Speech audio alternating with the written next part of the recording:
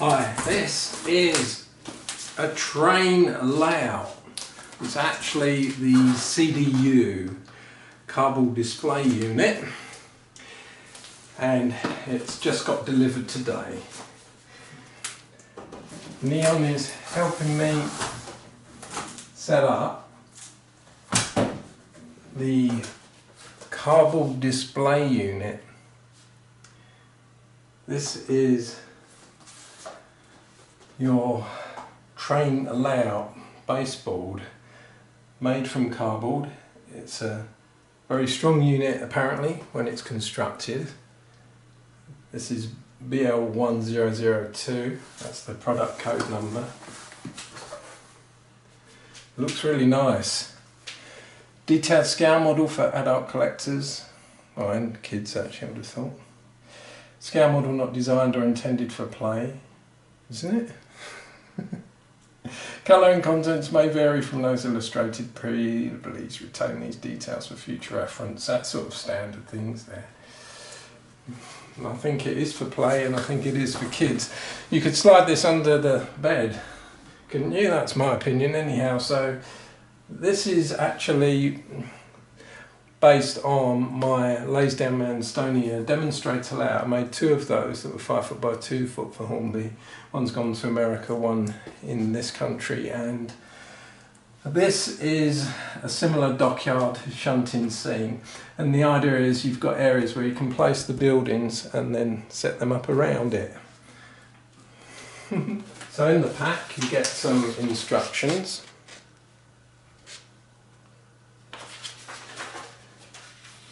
Then there are the display pieces themselves, and these are quite nice. They've photographed the models that I made for them, and so there's a modified traction engine and some ironclad ships, and even some of the astronauts are painted as divers, some of the other models and figures, so that is really nice.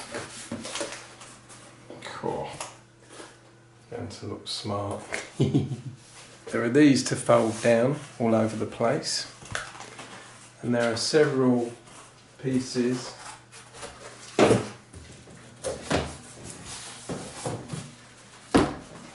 to build up the board. Look at that. This is going to look really impressive. Strengthening pieces.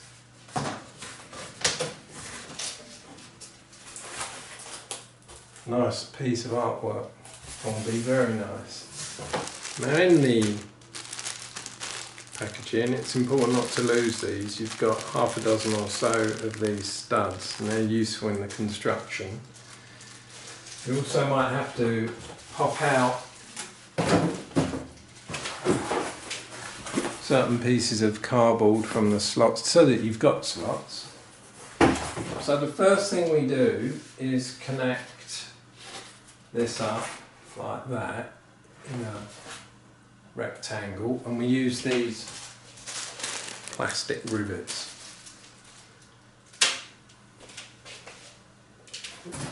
It's useful to use the picture on the box as a guide.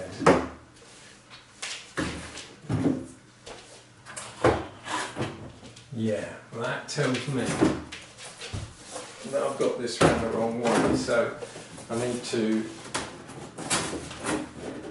gently, very carefully, fold these over. And these are going to form the outside components, and these are the inside. These fold down and then these over, and there's a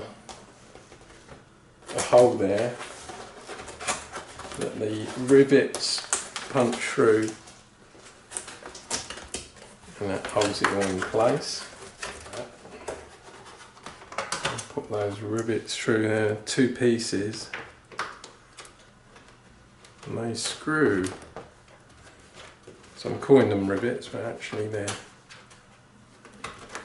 screw up. Pretty cool. There.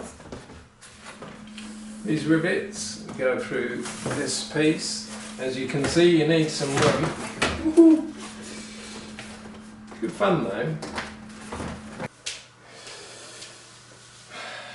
It looks like my little helper has found a new home. Neon has decided to sit inside the CDU as it stands at the moment. As you can see, I've gone over to my Calvertfilm t-shirt, my blue t-shirt.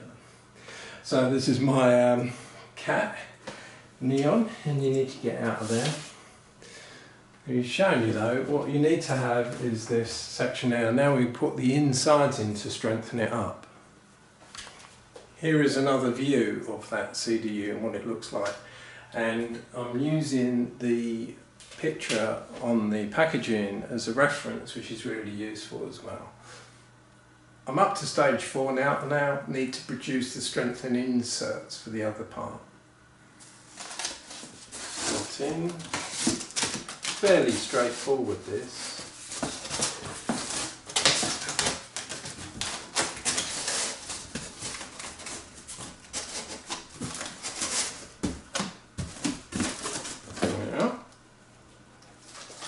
That now slots inside.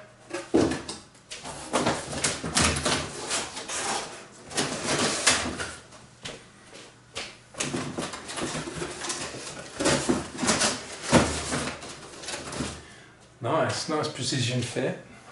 And then this component fits over there, tabs fold in, it all slots in.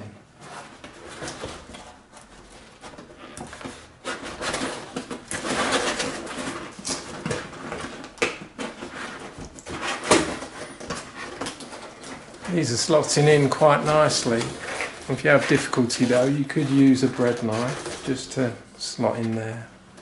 That would help.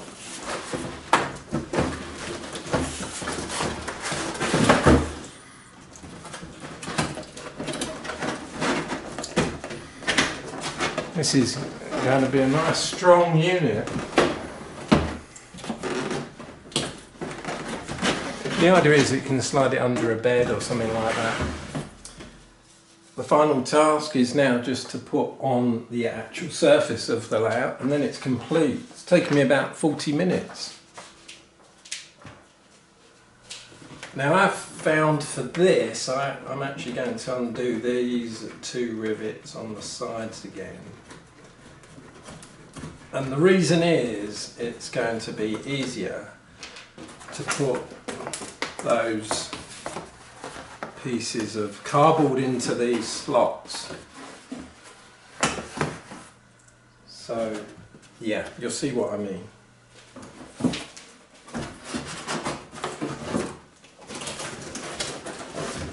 This is why I undid these sides again,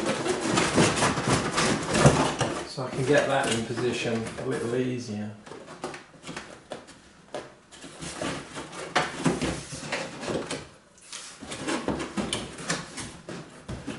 Then those go in. Fairly straightforward. Those now fold down. And they should just push in nicely.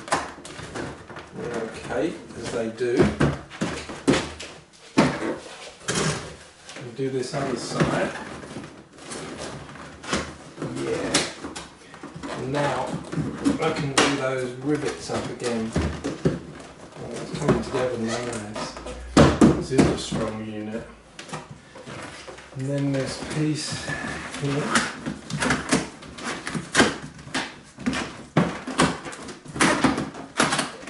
Done. Wow. Connect these up again. And that's it.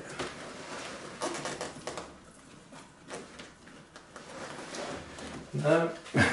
Neon has come to have a look. He's inspecting. And he will use that as somewhere to sleep if he can. Don't you, Neon? Yeah, get inside it if we could. That is really nice. Yeah. How about that, Neon? that's pretty good. And the idea is that you get your starter set track, which you can also get to fit this layout. It has a controller and track and all the components you need, and you put that on here. That goes in the central section, just there. And then the buildings can actually place over these sort of areas.